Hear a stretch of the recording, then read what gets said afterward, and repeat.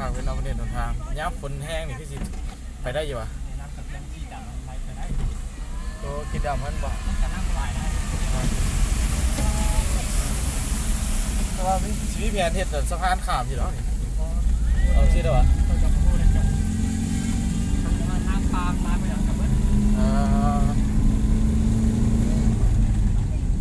คือว่าประมาณชั่วโมงนึงกับเบิ้ลนะครับฝนซอตกหนูอ่ะ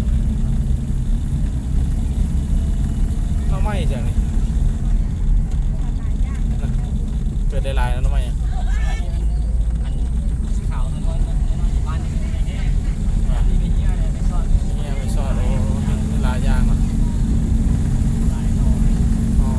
นอนกันรักไม่พอจะให้ให้เอาเนาะลายที่เลยเป็นไม่ต้องเขาจะไปเฮ็ดกันไม่กินเขียวไม่ตัดไป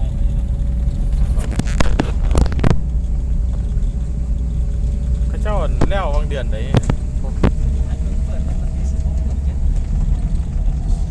เปิด16 เดือน 7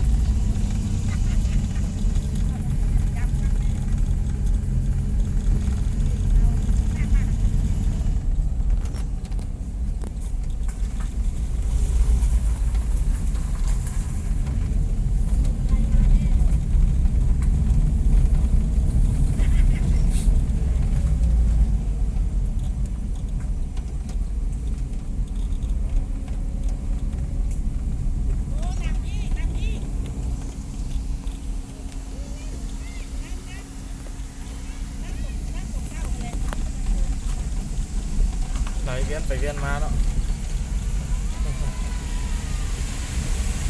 นี่ไหลด้วยห่วยวะเขาเป็นลงเป็นน้ำเปลี่ยนรถป่ะ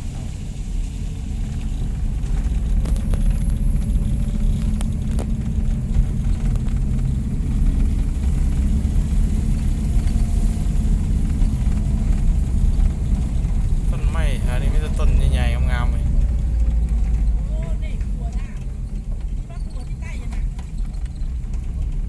ไม่หอดแล้ว2 กิโล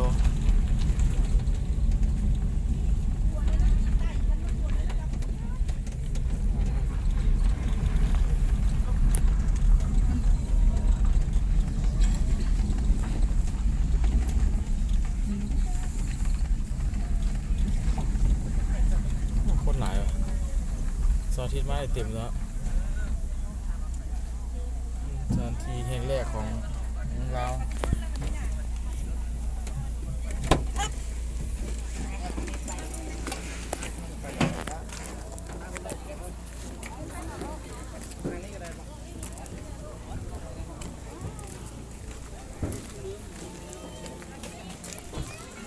จะว่า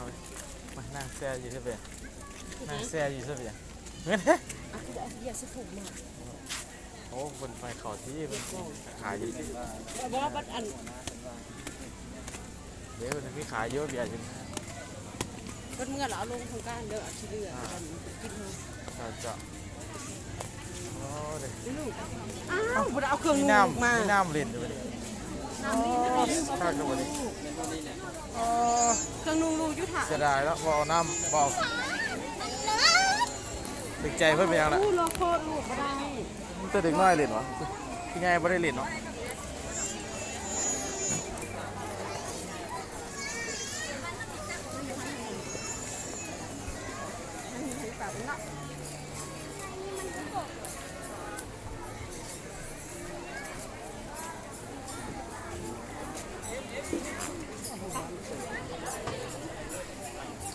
มึงน้ำปะ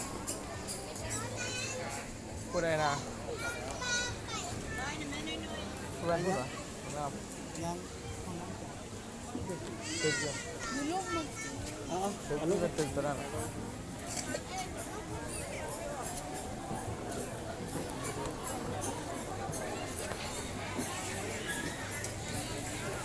เก็บที่ผ่านมาดูได้เลย